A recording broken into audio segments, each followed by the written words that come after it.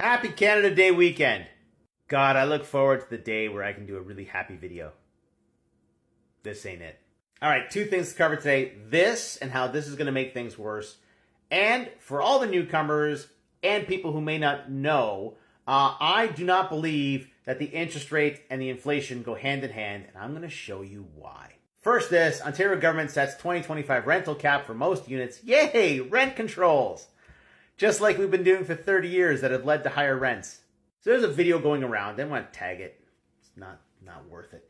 This guy's talking about a game where the real estate in the game got really expensive, and the way they fixed the problem is they got rid of landlords.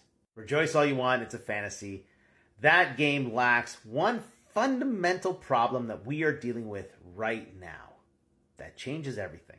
In the real world, it costs more to make housing than to buy it in the market. Yeah, I'm going to repeat that.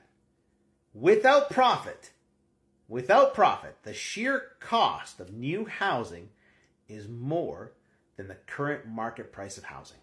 Why has construction stopped? Oh, there's no buyers out there. Yeah, because why would you buy a new house when you can buy one in the market right now for less? And people think prices are going to come down. Prices are going to come down 40, 50%. It's like 2008 all over again. Here's the difference. In 2008, homes in the US specifically were selling far more than their replacement value. A lot of profit to be made. So the cost of a house was here, the sale price was there.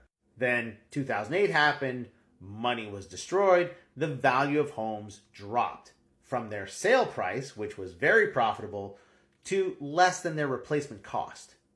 Not profitable. Homes right now are selling for less than their replacement cost. How is the price going to fall? How are we supposed to deal with a population explosion when creating housing costs more than the market price of housing?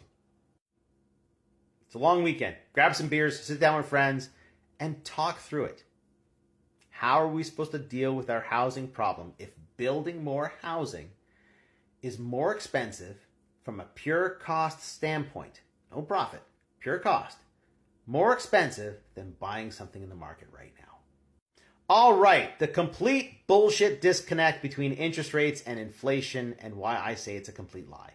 By the way, I have posted videos like this for 2 years showing the evidence, and still no one has been able to explain why there's a disconnect. They just avoid the question. So what they tell us is that they increase the interest rate to bring down inflation, and they drop the interest rate to increase inflation.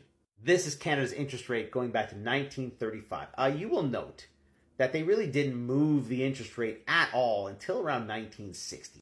Here is Canada's inflation rate going back to 1920. There's the Great Depression over there. There's 1965. There's 1960 right there. You will note these big movements in the inflation rate, yet no movement in the interest rate. Just so you know, this is from wawa.ca. It's the only place that has the full history of the interest rate.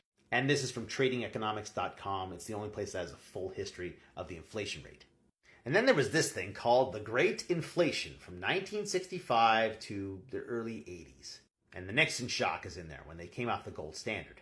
The price of oil was spiking in this period of time. So inflation spiked. So they increased the interest rate to bring down inflation. And for 20 years, it didn't work. Why did we have inflation again? Oh, right. Oil was expensive. What did people do in response to the inflation? They asked for more money. This is Canada's unemployment rate. Prices went up because of oil.